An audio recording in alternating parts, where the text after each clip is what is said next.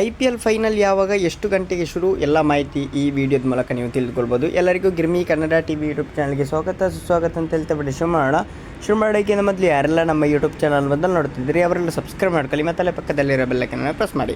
Indian premier league high voltage ಕದನಕ್ಕೆ ವೇದಿಕೆ ಸಿದ್ಧವಾಗಿದೆ. ಈ ವೇದಿಕೆಯಲ್ಲಿ ಕಣಕ್ಕಿಳಿರುವುದು ರಾಯಲ್ ಚಾಲೆಂಜರ್ಸ್ ಬೆಂಗಳೂರು ಹಾಗೂ ಗುಜರಾತ್ ಟೈಟನ್ಸ್ ತಂಡಗಳು. ಅಂದರೆ ಈ ಬಾರಿ IPL ಅಂಕಪಟ್ಟಿಯಲ್ಲಿ ಮೊದಲ 2 ಸ್ಥಾನಗಳಲ್ಲಿ ಅಲಂಕರಿಸಿದ್ದ ತಂಡಗಳೇ ಫೈನಲ್ಗೆ ಏರಿದೆ. ಹೀಗಾಗಿ ಉಭಯ ತಂಡಗಳಿಗೆ ಜಿದ್ದಾಜಿದ್ದಿ ಪೈಪೋಟಿ ನಿರೀಕ್ಷಿಸಬಹುದು ಅಂತಲೇ ಹೇಳ್ಬೋದು. ಫೈನಲ್ ಪಂದ್ಯ ಯಾವಾಗ? ರಾಯಲ್ ಚಾಲೆಂಜರ್ಸ್ ಬೆಂಗಳೂರು ಹಾಗೂ ಗುಜರಾತ್ ಟೈಟನ್ಸ್ ನಡುವಣ IPL ಫೈನಲ್ ಪಂದ್ಯವು ಮೇ 31ರಂದು ನಡೆಯಲಿದೆ. ಫೈನಲ್ ಮ್ಯಾಚ್ ನಡೆಯುವುದು ಎಲ್ಲಿ?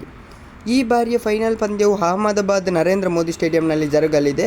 ಅಂದರೆ ಗುಜರಾತ್ ಟೈಟನ್ಸ್ ತಂಡದ ತವರು ಮೈದಾನದಲ್ಲಿ ಅಂತಿಮ ಪಂದ್ಯ ನಡೆಯುತ್ತಿರುವುದು ವಿಶೇಷ ಅಂತಲೇ ಹೇಳಬಹುದು. ಎಷ್ಟು ಗಂಟೆಗೆ ಮ್ಯಾಚ್ ಶುರು?